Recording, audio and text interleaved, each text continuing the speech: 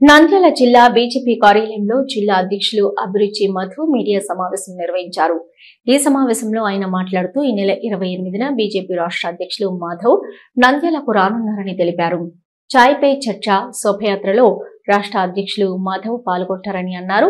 రాబోయే local body స్థానిక సంస్థల ఎన్నికల్లో బీజేపీ పార్టీని బలోపేతం చేయడానికి పూర్తి స్థాయి కార్యకర్తలను బలోపేతం చేయాలనే లక్ష్యంతోనే పర్యటన చేస్తున్నామన్నారు.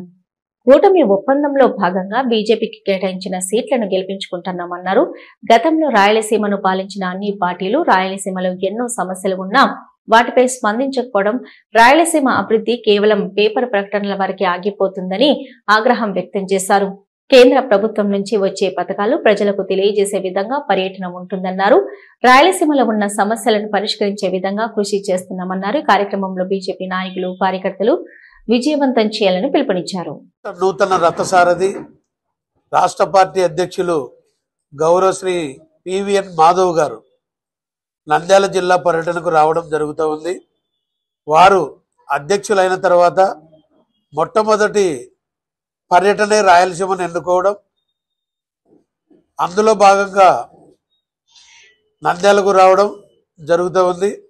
ఈ నంద్యాలకు రావడం రాయలసీమ టూరే ఎన్నుకోవడానికి ముఖ్య కారణం రాబో స్థానిక సంస్థల ఎన్నికల్లో భారతీయ జనతా పార్టీని బూతు స్థాయి నుంచి కూడా బలోపేతం చేయడం, కూటమి ఒప్పందంలో భాగంగా పార్టీకి కేటాయించబడిన సీట్లు ఎమ్మెల్యే ఎంపీటీసీలు కానీ, జెడ్పీటీసీలు కానీ, కౌన్సిలర్లు కానీ, లోకల్ బాడీకి సంబంధించిన ఎన్నికల్లో భారతీయ జనతా పార్టీ సత్తా చాటే విధంగా పార్టీ కార్యకర్తలను నిర్మాణాన్ని బలోపేతం చేయడమే లక్ష్యంగా ఈ పర్యటన సాగుతూ ఉంది.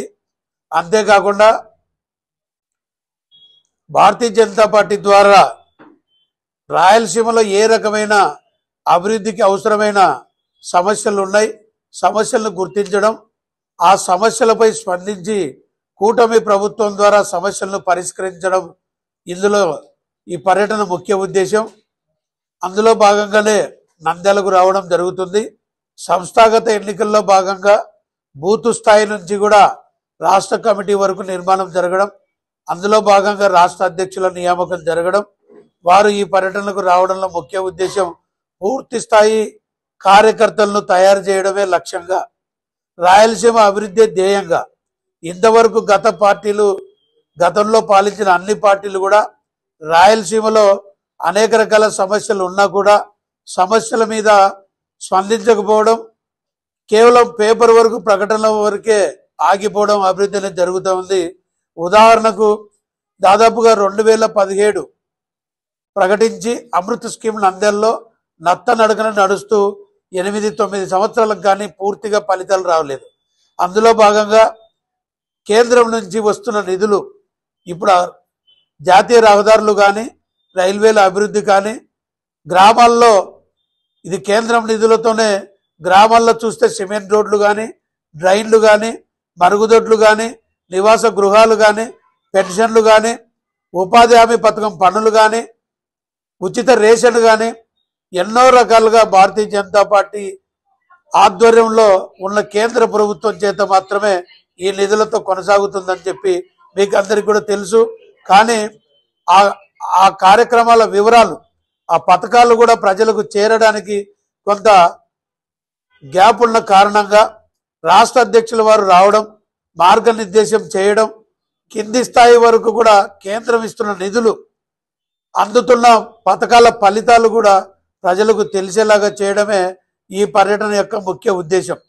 అందులో భాగంగా అధ్యక్షుల వారు 27వ తారీఖు రాత్రికి నంద్యాలకు రావడం, ఇక్కడ సూరజ్ గ్రాండ్ హోటల్లో బస చేయడం, 28వ తారీఖున పార్టీ కార్యక్రమాల్లో భాగంగా శాఖకు 6 గంటలకు హాజరవ్వడం, 7 గంటలకు చాయ్ పే చర్చ అనే కార్యక్రమంలో పాల్గొనడం, అక్కడ స్థానికులతో స్థానిక సమస్యల గురించి చర్చించడం, తర్వాత 9 గంటలకు జిల్లా పార్టీ కార్యాలయం వద్ద బయట ప్రాంతాల నుంచి వచ్చిన వారికి అందరికీ అల్పాహార కార్యక్రమం ముగిసిన తర్వాత పద్మావతి నగర్ ఆర్చి వద్ద నుంచి శోభయాత్ర అధ్యక్షుల వారి చేత మొదలవుతుంది.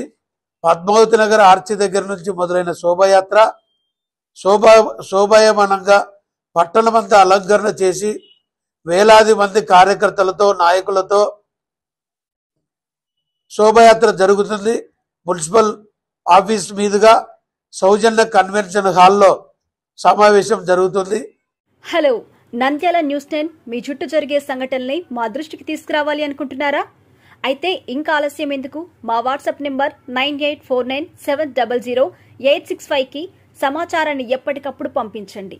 మా నంద్యాల న్యూస్ 10 ద్వారా మీ సమస్య పరిష్కరించుకోవడానికి ముందడుగు వేయండి.